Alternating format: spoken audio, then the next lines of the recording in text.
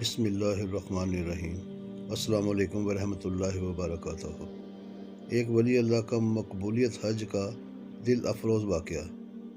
بصرہ کا ایک سردار ہمیشہ اداس اور غمگین رہتا تھا۔ کسی نے اس سے دریافت کیا کہ آخر اس پریشانی کا سبب کیا ہے۔ اس پر سردار نے جواب دیا کہ بات کہنے کی نہیں پر کہی جاتی ہے کہ مجھ سے ایک ولی اللہ کی خدمت میں کچھ بے ادبی ہو گئی تھی، اس لیے ڈرتا ہوں کہ قیامت کو اس کے مواخذے میں گرفتار نہ ہو جاؤں۔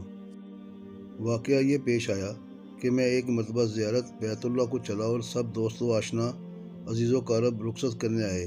حسب دستور کچھ دور چل کر میں نے سب کو لوٹا دیا، مگر ایک شخص زید جو میرے خواص میں سے تھا واپس نہ ہوا اور اس نے میرا پیچھا نہ چھوڑا۔ مجبور ہو کر میں نے اس کو جھڑک دیا کہ بیت اللہ کا جانا بھی کوئی آسان سمجھا ہے جو پیادہ پر چلنے کو تیار ہو گیا۔ میرے ساتھ نہ آ اور جس طرح سے تیرا جی چاہے چلا جا۔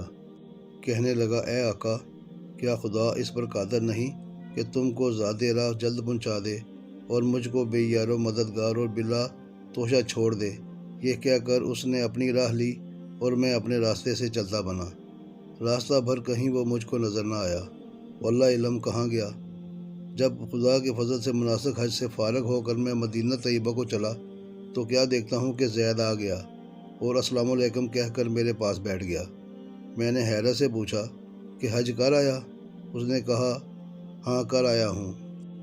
پھر میں نے ضرفتاً کہا، حج کی سند بھی ملی؟ تو کہنے لگا، کیسی سند؟ وہ کس کام آتی ہے؟ میں نے کہا، حج کرنے والے کو بیت اللہ میں غیب سے چٹھی ملتی ہے جس میں لکھا ہوتا ہے فلاں ابن فلاں حج کو آیا تھا اور اس کا حج قبول ہو گیا۔ پھر اسی سند کے ذریعے قبر اور حشر کے عذاب سے نجات ہوتی ہے۔ یہ سن کر زید روزہ چلاتا بیت اللہ کو واپس چلا گیا۔ جب میں حضور اقدس صلی اللہ علیہ وسلم کی زیارت سے فارغ ہو کر لوٹا تو کیا دیکھتا ہوں کہ زید پھر آ گیا اور السلام علیکم کے بعد ایک چٹھی میرے سامنے رکھ دی جو ایک نہایت عمدہ ریشمی کپڑے میں سبز خط سے زید کے عذاب قبر اور حشر سے نجات کے لیے لکھی تھی۔ یہ دیکھ کر میرے ہوش اڑ گئے۔ پھر ذرا سکون ہونے پر میں نے معلوم کیا کہ اے زید، بتا تو اس کی حقیقت کیا ہے؟ آخر یہ دولت بے مثال تجھ کو کس طرح میسر آئی؟ تب اس نے بتایا کہ سنو آقا، جب میں بیت اللہ کو پہنچا تو کعبۃ اللہ حاجیوں سے بالکل خالی تھا۔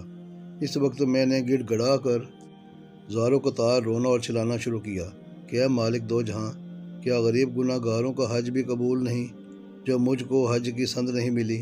کیا غریبوں کا کعبہ اور صاحب کعبہ اور ہے جو وہاں جا کر سند لاؤں؟ مجھ کو قسم ہے تیری عزت و جلال کی، جب تک سند نہ پاؤں گا کعبہ سے باہر نہ جاؤں گا اور روتے روتے یہیں مر جاؤں گا۔ اچانک غیب سے آواز آئی کہ اے زید، نجات کی چٹھی لے جا اور اپنی راہ لے۔ پھر یہ چٹھی میرے ہاتھ میں آ گئی جس کو لے کر میں چلا آیا۔ یہ سن کر میری حیرت کی انتہا نہ رہی کہ اللہ اللہ، اس شخص کا یہ عالی مرتبہ ہے جس سے میں آج تک واقف نہ تھا۔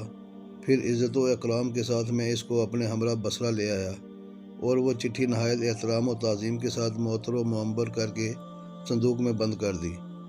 جب کبھی جی چاہتا تو کمال ادب و احترام سے نکال کر اس کی زیارت کر لیتا اور چومتا اور آنکھوں سے لگاتا تھا اور محفوظ کر دیتا۔ اتفاقاً میں کہیں سفر میں تھا کہ میرے پیچھے زید کا وصال ہو گیا۔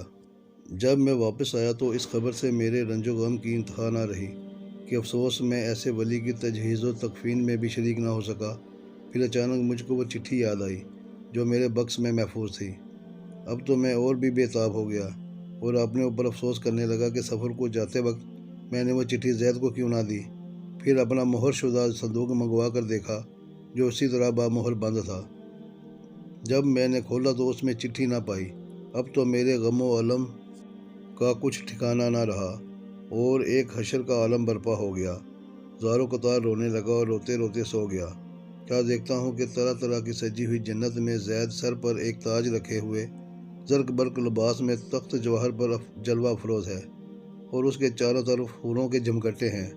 میں نے قریب جا کر سلام کیا تو اس نے کہا، اے آقا، اس قدر پریشان کیوں ہو؟ میں نے کہا، مجھے یاد نہیں وہ چٹھی تو نے مجھے دی تھی۔ کہنے لگا، وہ تو یہ موجود ہے اور اس کی بدولت یہ دولت و حشمت مجھ کو حاصل ہوئی۔ اب آپ کچھ تردد نہ کیجیے، میں اپنی من مانی مراد کو پہنچ گیا۔